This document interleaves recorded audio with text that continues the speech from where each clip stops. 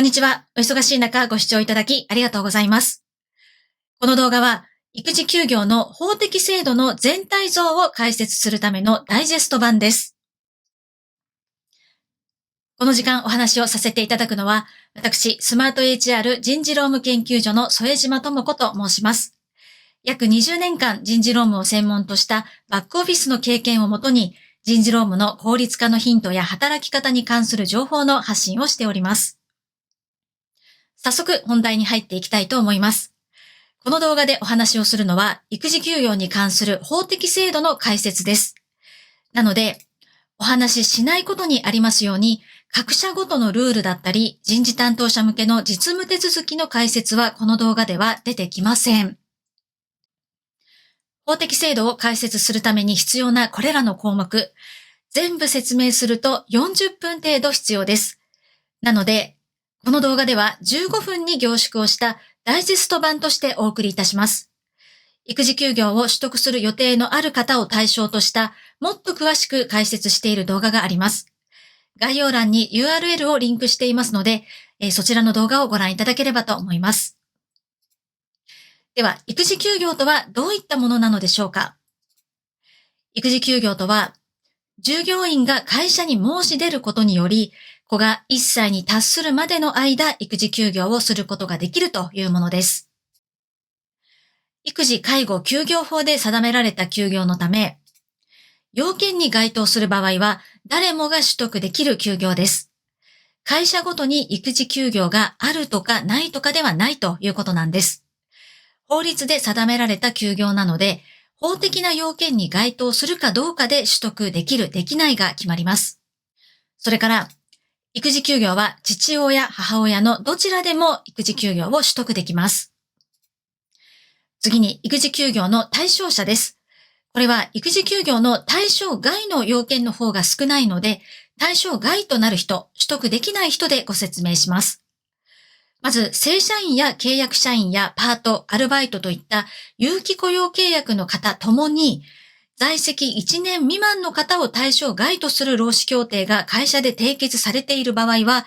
対象外となります。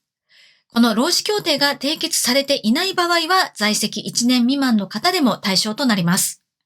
それから、有期雇用契約の方の場合は、お子さんが1歳6ヶ月になるまでの間に契約が満了することが明らかな場合は、育児休業の対象外となります。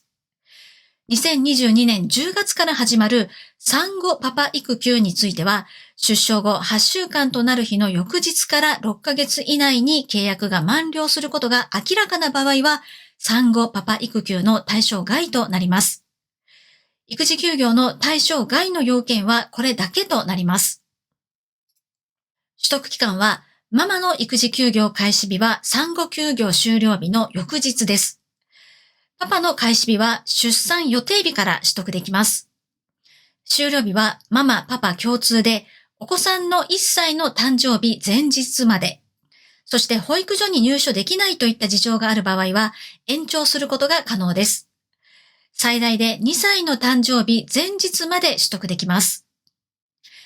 出産したママの場合は、出産日から8週間の期間を産後休業と言います。産後休業の翌日からが育児休業期間となります。期間としてはお子さんが1歳の誕生日の前日までとなりますが、実態としてはお子さんが保育所に入れるまで育児休業を取得されるという方がほとんどです。そして2022年10月からは育児休業を2回まで分割できるようになります。2022年9月までは分割できなかったんですが、一度復職して再び休業することができるようになりました。パパの場合はちょっと複雑で、2022年10月からはパターン2のように最大で4回に分けて取得できるようになっています。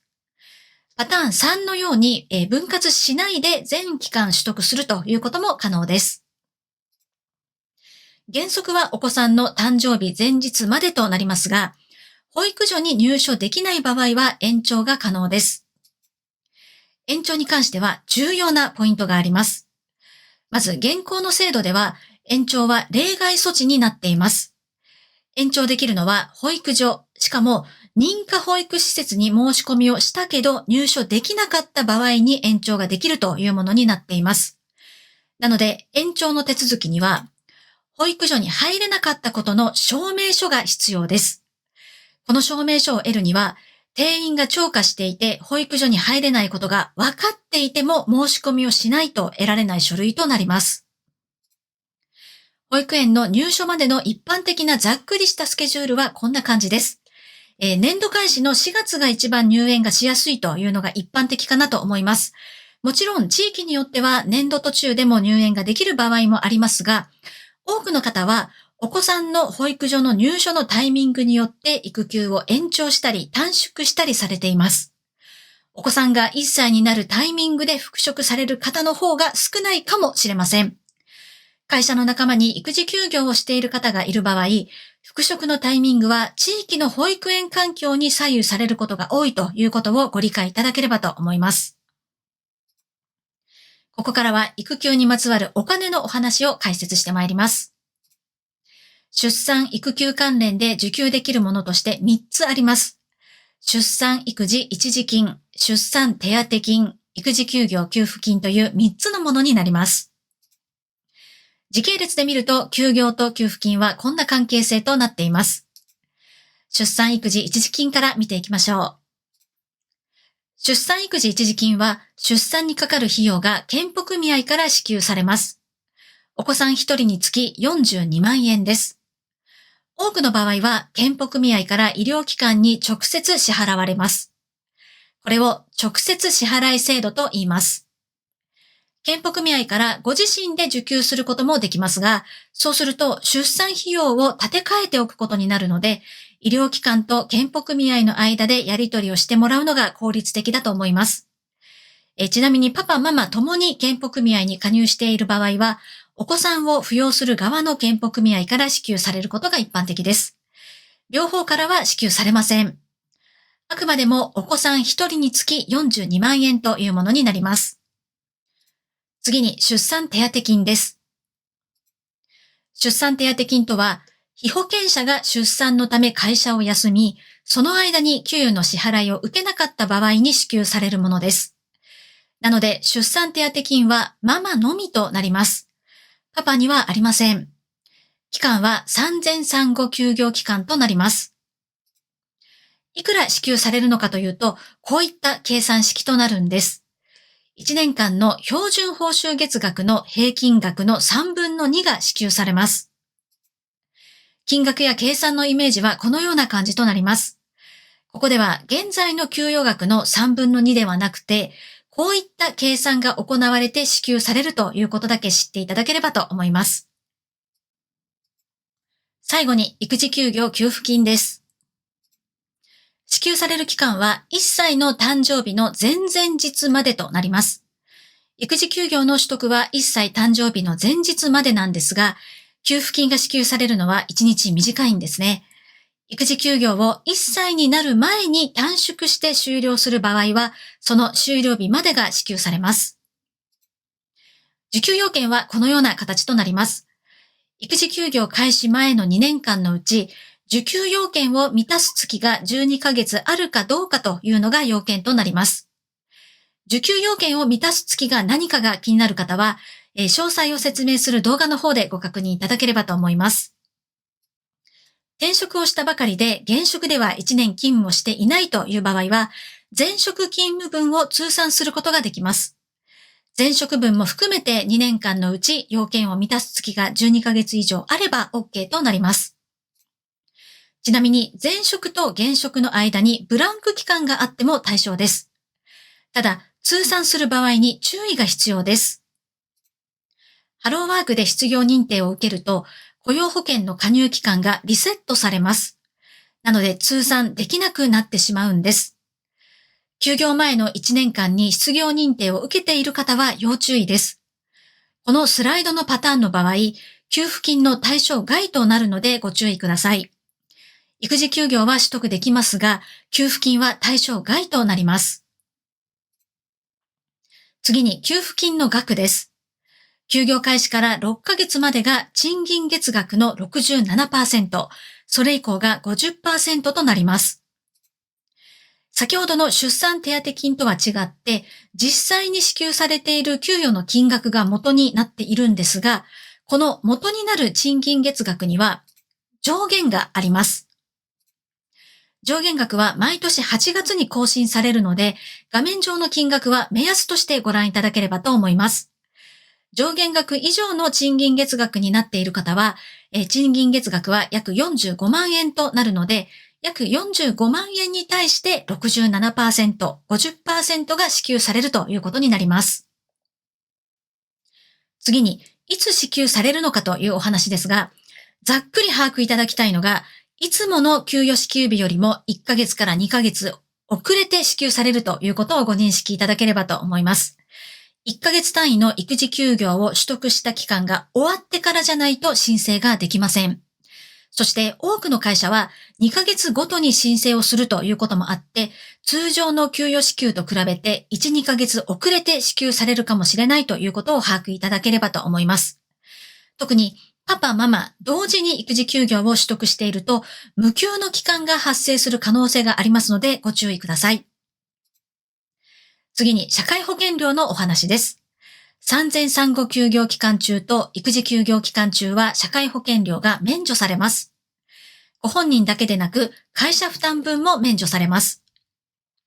育児休業中の、社会保険料の免除の方法については、2022年10月から制度変更があります。免除される期間はこのようになります。例えば2月24日から4月15日まで育休を取得する場合は、2月分から3月分の社会保険料が免除されます。同じように育児休業を2月4日から2月20日まで取得する場合は、社会保険料の免除としては2月から前月の1月までとなってしまうので、免除対象月はなしとなります。1ヶ月未満の取得だと月末の日を挟まないと免除対象にならないという状態なんですね。これを解消するために2022年10月から追加されたルールがこちらです。育児休業の開始日と終了日の翌日が同じ月で14日以上ある場合はその月が免除対象というのが追加されました。これを先ほどと同じ休業期間に当てはめてみると2月分が免除対象となります。給与に関しては先ほどの月末を挟んだ場合のルールも継続しますので、どちらかのルールに該当すれば社会保険料の免除対象になるということになります。賞与に関しては2022年10月からルールが変更になります。月末を挟むルールはなくなって、こちらのルールに一本化されます。連続して1ヶ月を超える育児休業を取得した場合に限り免除となったので、例えば育児休業をある月の15日から翌月の2日まで取得をして、その期間中に賞与支給があった場合は、9月までのルールでは月末の日の月が免除対象となりましたが、10月からのルールでは免除なしと適用が変わります。今度は育児休業中の就業についてです。法律上の育児休業は、この養育を行うために休業期間中の労務提供義務を消滅させる制度なので、休業期間中に就労することは想定されていません。ただし、会社と育休を取得される方との話し合いによって、